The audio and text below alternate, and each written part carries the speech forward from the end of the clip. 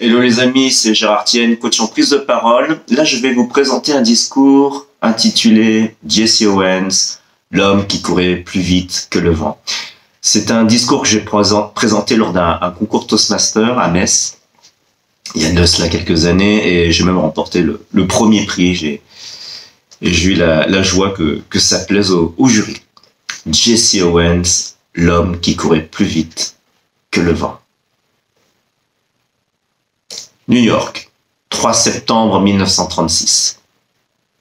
Dans les rues de Manhattan, des centaines de milliers de New-Yorkais se rassemblent pour accueillir les athlètes médaillés aux Jeux Olympiques de Berlin. Les héros sont de retour. Une parade immense les attend. Un détour par Harlem rend hommage aux 18 athlètes noirs engagés à Berlin. Ils rapportent 14 des 56 médailles de la délégation américaine.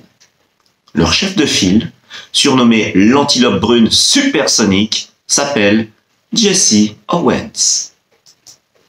James Cleveland Owens naît en 1913 en Alabama. C'est un petit garçon comme les autres. Il aime faire le casse-cou, embêter sa sœur Pearline, et rêve de courir plus vite que le vent. Mais c'est un petit garçon noir dans une Amérique ségrégationniste. La guerre de sécession finit en 1865. L'esclavage est aboli. Mais les lois Jim Crow maintiennent les citoyens noirs dans leurs conditions de sous-hommes. Les écoles, les hôtels, les restaurants, les parcs, les plages, les bus, les ascenseurs, les toilettes publiques sont seulement accessibles aux Blancs. De son côté, le Ku Klux Klan renaît de ses cendres. Les lynchages à exaction font des dizaines de victimes chaque semaine d'un bout à l'autre du pays.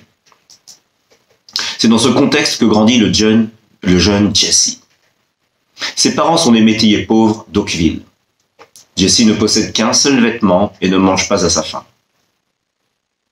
La malnutrition et les hivers rudes le rendent sensible aux infections et aux pneumonies. C'est un enfant malingre et fragile. Son père, Henry Owens, est discret et résigné. Il ne proteste pas. Il ne lutte pas. Il ne conteste pas le sort qui prive sa famille de nourriture. Jesse a toutes les raisons de vivre lui aussi une existence misérable.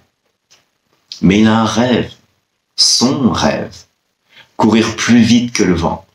Et dans sa vie, il va rencontrer 3 personnes déterminantes pour sa destinée extraordinaire. Mary Emma Owens a un caractère bien trempé. Tout le contraire de son mari. C'est elle qui opère son petit garçon de 5 ans à vif ou couteau de cuisine pour le guérir de mystérieux bubons qui recouvrent son corps. Le gamin d'Alabama tirera ainsi sa force et sa confiance de sa mère. Charles Riley est le professeur de gym et l'entraîneur de l'équipe d'athlétisme du collège de Jesse Owens. Il est son premier mentor sportif. Il lui inculque le goût du travail et de la persévérance. Il lui apprend à courir comme un pur sang, toujours rester relâché, jusqu'à la ligne d'arrivée. Il bat tous les records au collège, puis au lycée, que ce soit en hauteur, en longueur ou sur toutes les distances de sprint possibles. Il devient une célébrité scolaire. Toutes les universités du pays se battent pour le recruter. Mais Jesse suit les conseils de Charles. Il intègre l'université de Columbus dans l'état de l'Ohio, même si le campus pratique la ségrégation raciale. Jesse est logé à l'extérieur du campus, avec les autres athlètes noirs. Une humiliation de plus malgré son statut de champion. Mais peu lui importe. Il va être entraîné par Larry Snyder. Cet homme révélera 8 champions olympiques durant sa carrière.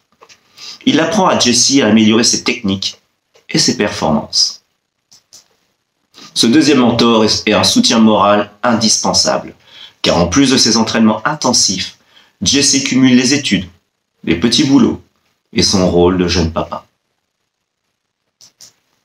1er août 1936, les Jeux Olympiques de Berlin commencent.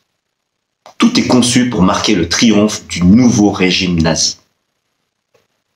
Adolf Hitler veut démontrer la supériorité de la race aryenne. Le 4 août, Lors de l'épreuve de saut en longueur, Jesse Owens, l'Américain noir, rencontre son rival, Lutz Long, l'Allemand blond aux yeux bleus. Une amitié naît immédiatement entre eux, devant 120 000 spectateurs acquis à la cause nazie. Lutz va même jusqu'à conseiller Jesse pour son saut. L'Américain devient champion olympique. L'Allemand le félicite chaleureusement malgré la présence d'Adolf Hitler dans le stade. Ce geste magnifique de fraternité est l'image la plus belle que le sport nous ait donnée. Jesse Owens, le champion noir américain, le fils de métayer, le petit-fils d'esclave, a défié toute sa vie l'existence qui lui était réservée entre misère et racisme, même dans son propre pays. Le 4 août 1936, Jesse et Lutz nous ont donné une extraordinaire leçon d'humanité. Une amitié simple et sincère entre un être humain et un autre être humain. Nous appartenons tous à l'espèce humaine, que l'on soit blanc, noir, jaune, rouge ou bleu de froid, comme souvent en Lorraine. Au lieu de construire des murs, construisons des ponts. Au lieu d'avoir peur de l'autre, allons vers lui. Et au lieu de voir ce qui nous sépare, voyons plutôt ce qui nous rapproche.